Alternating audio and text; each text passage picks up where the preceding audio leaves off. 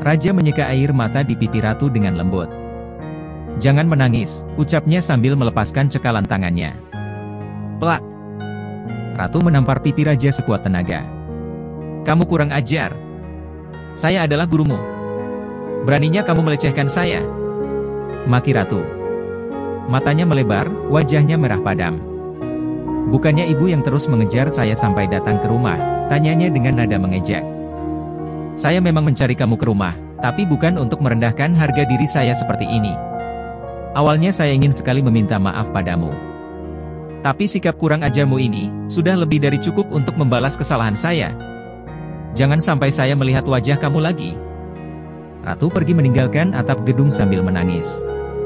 Ia tidak menyangka akan mendapat perlakuan kurang ajar dari muridnya sendiri. Ia menangis di ruangannya, sampai Danang datang dan terkejut melihat Ratu sedang menangis. "Ratu, ada apa? Kenapa menangis? Dia kurang ajar sama kamu?" Danang memberondong Ratu dengan pertanyaan. Ia ingin mencari Raja, tapi Ratu menahannya. "Tidak. Aku terjatuh di tangga tadi. Karena terlalu sakit, aku jadi menangis." Ratu tidak ingin melihat Danang dan Raja bertengkar. Jika hal itu terjadi, maka satu sekolahan akan mengetahui kejadian di atap tadi. Ratu tidak ingin mempermalukan diri sendiri di hadapan seluruh siswa dan staf pengajar di sana. "Benar bukan karena dia?" tanya Danang memastikan. "Iya. Sekarang sudah lebih baik," ucap Ratu sambil menyeka air matanya menggunakan tisu. "Coba aku lihat kakimu," pinta Danang. Ratu duduk dan membuka sepatunya. Jantungnya berdebar cepat. "Semoga saja tidak ketahuan kalau aku berbohong," batin Ratu. Danang memijat kaki Ratu dengan lembut, menciptakan desiran aneh di tubuhnya. Terasa geli saat Danang memijat telapak kakinya. Untuk menahan tawa, Ratu menggigit bibir bawahnya. Namun, lama-kelamaan ia tidak sanggup menahannya lalu tertawa kecil. Pijatan itu berhenti dan Ratu pun berhenti tertawa. "Aku masih memberinya kesempatan kali ini. Tapi, lain kali aku akan menghajar anak itu. Kamu melindunginya dan berbohong padaku. Apa kau tahu, seperti apa perasaanku?" tanya Danang. Ia maju dan memerangkap Ratu di kursi. Kedua tangan Danang berada di sisi kanan dan kiri tepian kursi. Wajahnya menunduk dengan jarak 2 cm dari wajah Ratu. Maaf, ucap Ratu dengan terbata. "Cup." "Tidak apa-apa," balas Danang. Ia mengecup kening Ratu dengan lembut. "Lain kali, jangan pergi menemuinya seorang diri."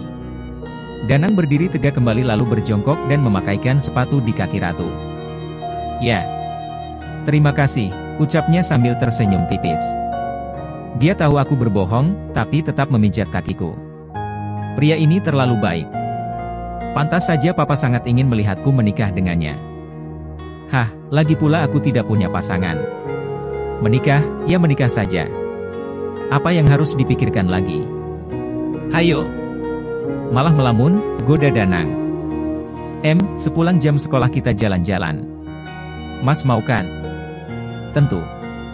Mau pergi kemana? Terserah mas, jawab Ratu singkat. Ia ingin menebus kesalahannya yang membuat Danang menunggu lama di taman kemarin malam. Danang hanya menyunggingkan senyum. Ia masih belum tahu mau mengajak Ratu kemana. Kita pikirkan nanti, oke? Aku harus mengajar dulu. Sampai jumpa sayang, pamit Danang. Haruna duduk di ranjang sambil menatap foto Raja, Yuka dan Kiara saat kecil. Rasanya baru kemarin melihat mereka bermain dan tertidur bersama. Ia masih mengingat semua tingkah lucu Kiara saat Raja lahir ke dunia. Kiara sangat bahagia karena memiliki adik bayi. Namun, ia tidak melihat adiknya tumbuh menjadi remaja tampan dan super usil. Mama sedang apa? Tristan memeluk istrinya dan menaruh dagunya di pundak sang istri. Jika Kiara masih hidup, kira-kira dia secantik Ratu tidak ya? Entah mengapa, aku merasa wajahnya sangat mirip dengan Kiara, ucapnya. Mah, relakan Kiara pergi. Ini sudah 17 tahun. Mama terus meratapi kepergian Kiara, bahkan menyamakan orang lain dengan Kiara. Kasihan Kiara mah, lirihnya di telinga Haruna. Mama sudah ikhlas, tapi sejak bertemu Ratu, Mama memiliki harapan. Seandainya saja Kiara masih hidup. Kenyataannya, tidak ada kan? Jangan memulai lagi pertengkaran soal Kiara mah. Dia hanya anak adopsi dan sudah meninggal. Bentak Tristan. Ia tidak tahan melihat Haruna terus melamun dan mengabaikannya. Kamu. Hicks, kamu tega berkata seperti itu? Kamu jahat. Haruna keluar dari kamar. Bra. Ia membanting pintu dengan kasar. Haruna tidak percaya, Tristan bisa mengatakan hal seperti itu. Walaupun hanya anak adopsi, tapi Haruna sangat menyayangi Kiara. Rasa sayangnya sama seperti perasaan sayangnya pada Syahira dan Raja. Haruna pergi mengendarai mobil merahnya sendiri tanpa sopir. Tristan berteriak frustasi. Karena terlalu kesal, ia mengucapkan hal yang tak pernah terbayangkan sebelumnya. Ia juga menyayangi Kiara. Bagaimana mulutnya bisa begitu kejam mengatakan hal seperti itu? Ia menyesali ucapannya, ditambah Haruna pergi dengan mengendarai mobil dalam keadaan marah. Tristan segera menyusul Haruna menggunakan mobil putih. Ia khawatir terjadi sesuatu karena Haruna sedang tidak stabil batinnya. Tristan mengejar mobil Haruna, tapi kehilangan jejak karena mobil putihnya mogok. Mobil itu tidak pernah bermasalah. Namun, hari ini justru mogok di saat yang sangat penting. Sial, maki Tristan sambil memukul kemudi. Karena bingung menentukan tempat kencan, mereka memutuskan berjalan-jalan di mall. Ia mengajak Ratu berbelanja, tetapi gadis itu tidak suka membeli barang yang tidak dibutuhkan. Beli baju ya? Tidak mau mas. Bajuku masih layak pakai dan masih banyak di lemari pakaian. Untuk apa membeli baju lagi, tolak Ratu. Calon istri idaman yang tidak suka menghamburkan uang. Tapi, aku ingin membelikanmu sesuatu. Tidak boleh menolak, ucap Danang memaksa. Ratu tersenyum kecil. Ia tidak bisa menolak kali ini karena Danang sudah menegaskan, Ratu tidak boleh menolak. Ternyata Danang mengajaknya membeli cincin. Pertunangan kita masih 2 bulan lagi mas. Apa tidak terlalu cepat, tanya Ratu. Apa bedanya nanti dan sekarang? Kamu tetap akan bertunangan denganku, ucapnya sambil memilih cincin pasangan. Ia ingin mengikat Ratu lebih awal agar tidak ada yang mendekatinya. Malam itu, Syahira dan Raja juga pergi ke mall yang sama. Dunia tidak selebar daun kelor, tapi mereka seperti terjebak dalam satu ruangan sempit. Hingga kemanapun mereka pergi, takdir mempertemukan mereka. Syahira ingin membeli kalung untuk ulang tahun temannya, Keke.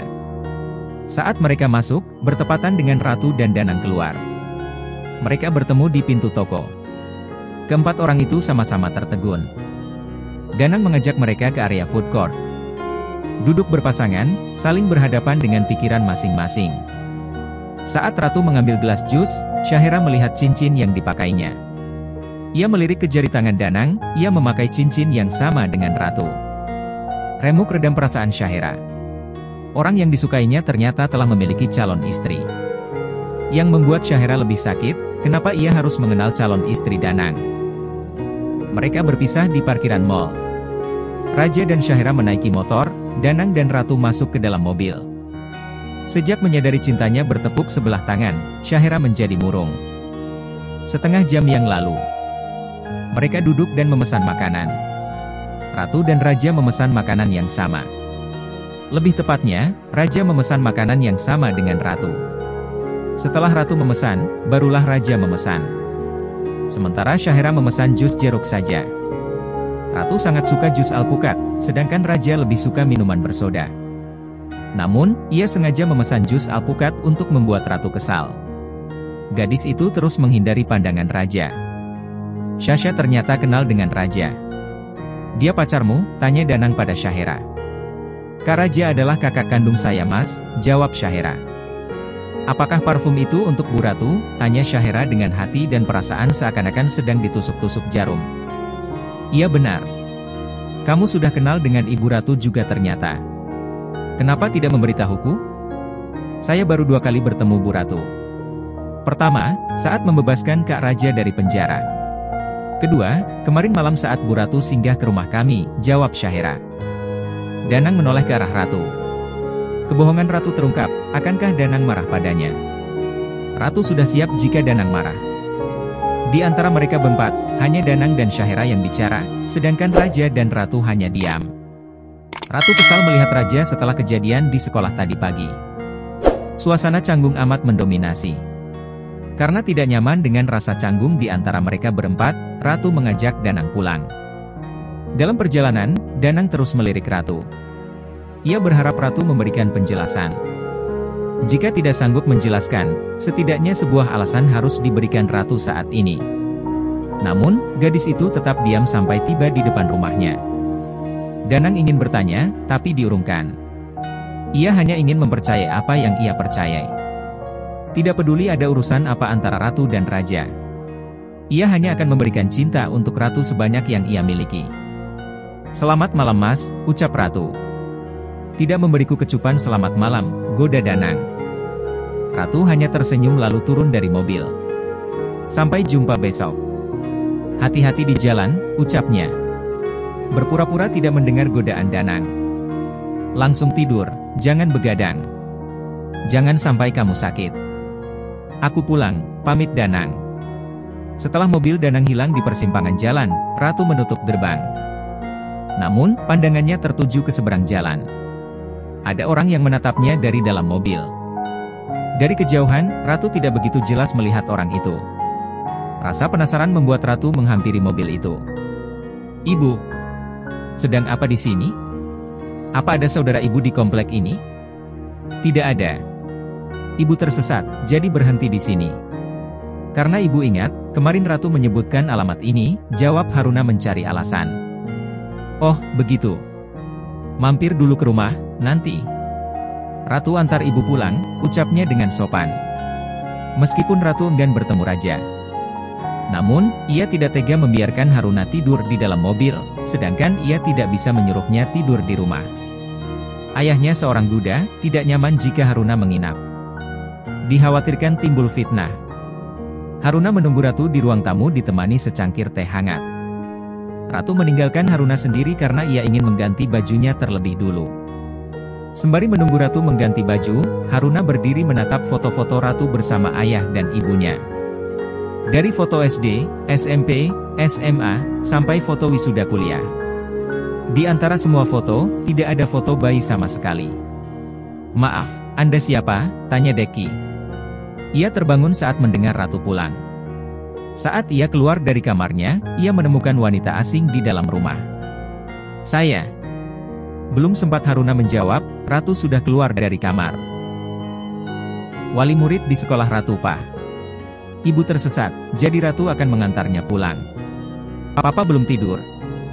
"Oh, begitu." Deki tersenyum ke arah Haruna sambil menganggukkan kepalanya. "Papa tadi sudah tidur.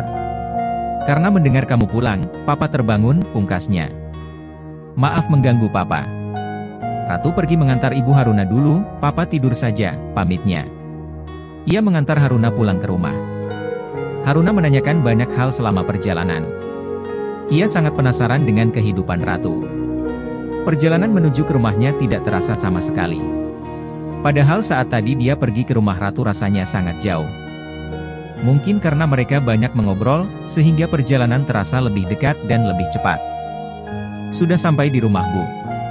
Saya permisi pulang kalau begitu," ucap Ratu saat turun dari mobil Haruna.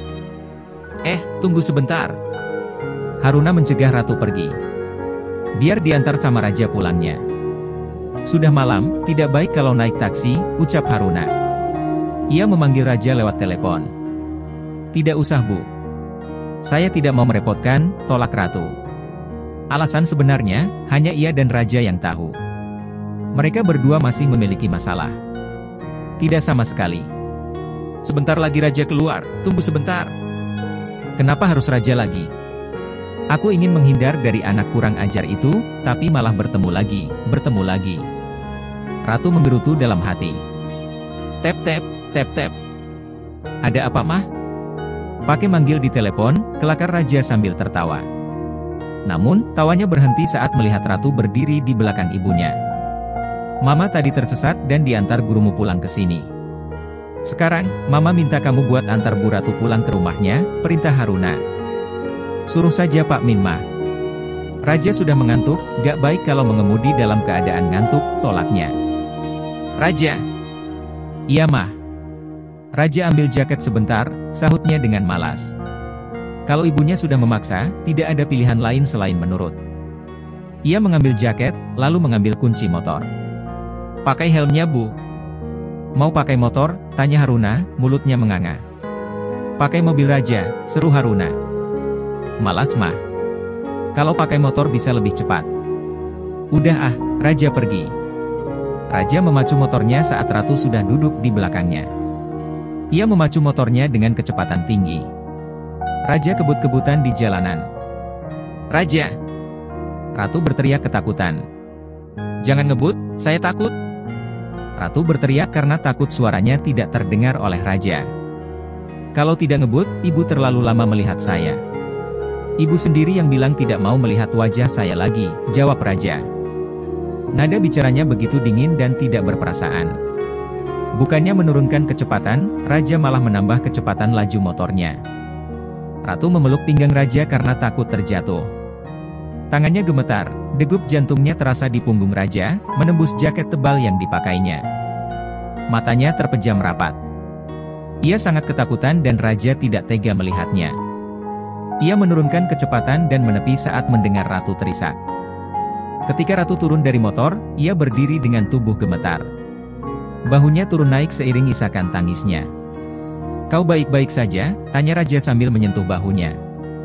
"Aku mau pulang naik taksi saja," ucap Ratu.